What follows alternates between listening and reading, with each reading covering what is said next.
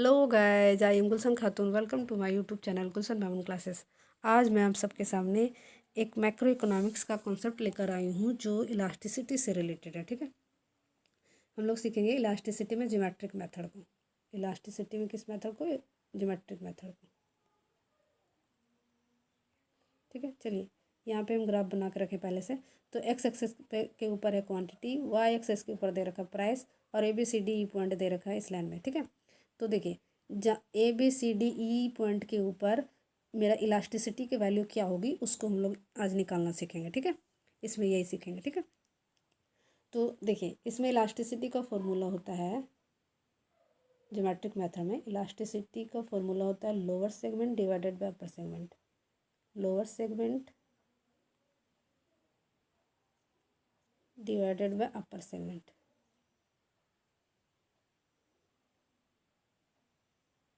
ठीक है, यानी कि नीचे वाला पार्ट डिवाइडेड बाय ऊपर वाला पार्ट। ठीक है, चलिए तो अब सबसे पहले हम लोग यहाँ से यहाँ तक की दूरी को हम लोग 100 एज्यूम कर लेते हैं। कितना मान लेते हैं? मान लीजिए ए से ई तक की दूरी को हम लोग 100 ले लिए। ठीक है, तो ए से बी तक की दूरी कितना हो जाएगा? 25, है ना। बी से सी तक की दूरी कितना हो जाएगा? 25, यानी ए से सी तक की दूरी 50। मतलब समझ रहे हो, इसको 25-25 में डिवाइड कर लेंगे, है ना। तो ऐसे चलिए अब हम लोग इसको बनाते हैं। हम लोग देखेंगे ए पॉइंट के ऊपर पहले इलास्टिसिटी कितना आएगा। तो पॉइंट ए पॉइंट के ऊपर इलास्टिसिटी का वैल्यू तो समझ गए। इसका फॉर्मूला क्या है? Lower segment divided by upper segment. तो लोअर सेगमेंट क्या होगा?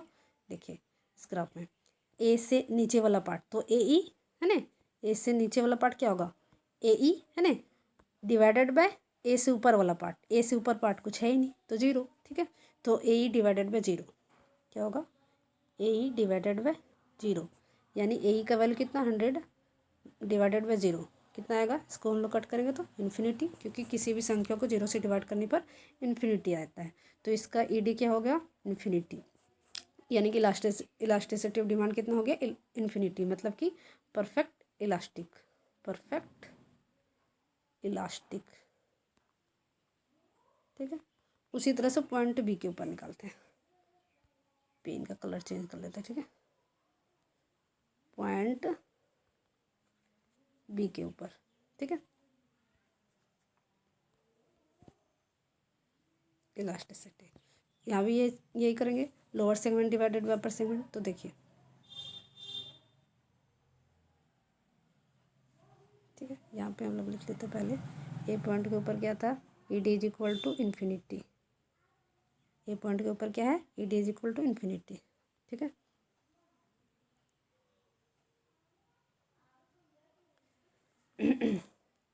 ये रहा ए पॉइंट। ठीक है, तो इस पॉइंट के ऊपर ई डी कितना हो गया? इन्फिनिटी हो गया।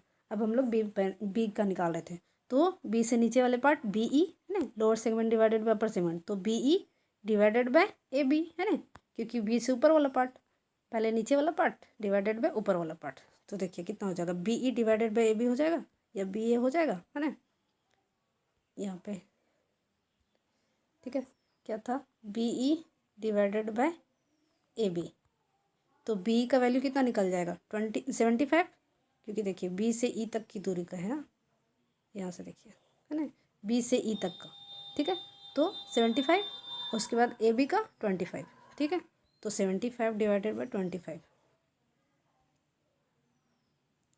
75 डिवाइडेड बाई 25, इसको कट करेंगे, 25 दिया 75। ठीक है ना। अब देखिए बी पॉइंट का इलास्टिसिटी कितना निकला?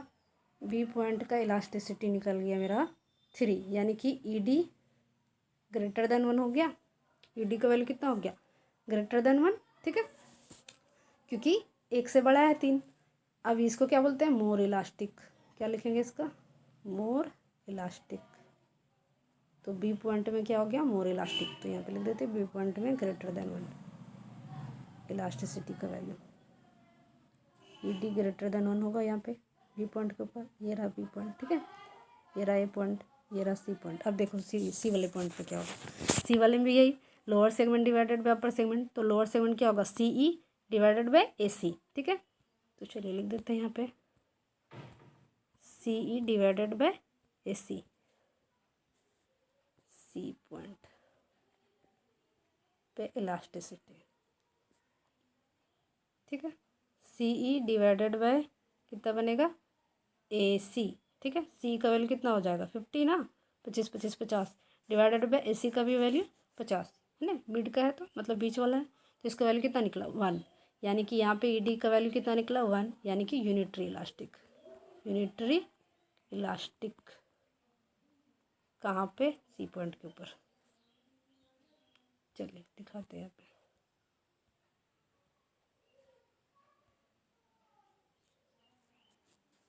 सी पर ई डी कितना हो गया 1, ठीक है। सी पॉइंट के ऊपर 1 यानी मिड पॉइंट है, तो यहाँ पे इसका वैल्यू इलास्टिसिटी का वैल्यू कितना हो जाएगा 1।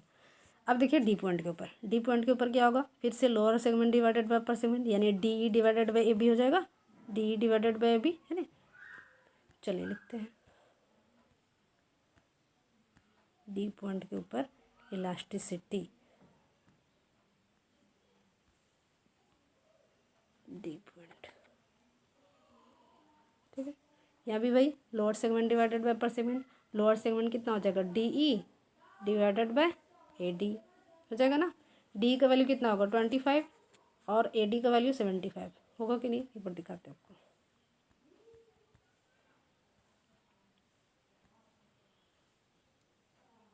चलिए ये रहा डी ई है ना 25, डी से ई तक की वैल्यू 25, उसके बाद ए से डी तक की वैल्यू हो गया ना 75, देख रहे हो यहाँ पे थर्ड पार्ट 25 25 दूना 50 25 3 75, ठीक है।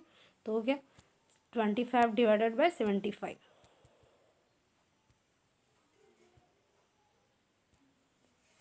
चलिए इसको कट करते हैं, 25 3 75 यानी कि 1/3, 1/3 यानी कि 0.33, ठीक है ना। ई डी का वैल्यू निकला, ई डी का वैल्यू कितना निकला <<1 निकला, <<1 निकला ना, क्योंकि 1 से कम है 0.33, तो ये क्या हो जाएगा लेस इलास्टिक, क्या हो जाएगा लेस इलास्टिक, ठीक है। यहाँ पे डी पॉइंट पर क्या निकला मेरा लेस इलास्टिक, यानी कि <<1, E D is equal to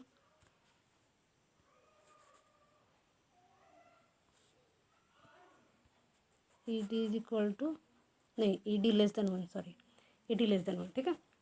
अब देखते हैं ई पॉइंट के ऊपर, ठीक है। ये रहा ई पॉइंट। अब ई पॉइंट के ऊपर क्या होगा इसमें देख लेते हैं, इसका लोअर सेगमेंट क्या होगा ई पॉइंट का, कुछ है ही नहीं 0 है ना, और अपर सेगमेंट ए ई, तो चलिए लिख देते हैं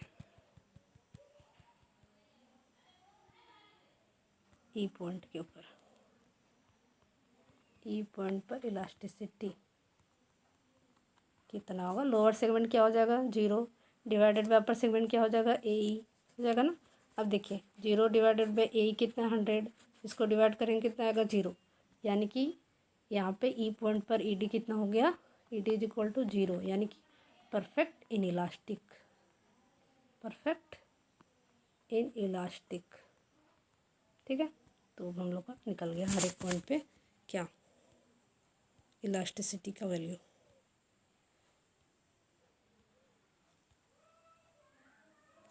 देखिए ई पर क्या होगा E D is equal to 0 E point के ऊपर, ठीक है।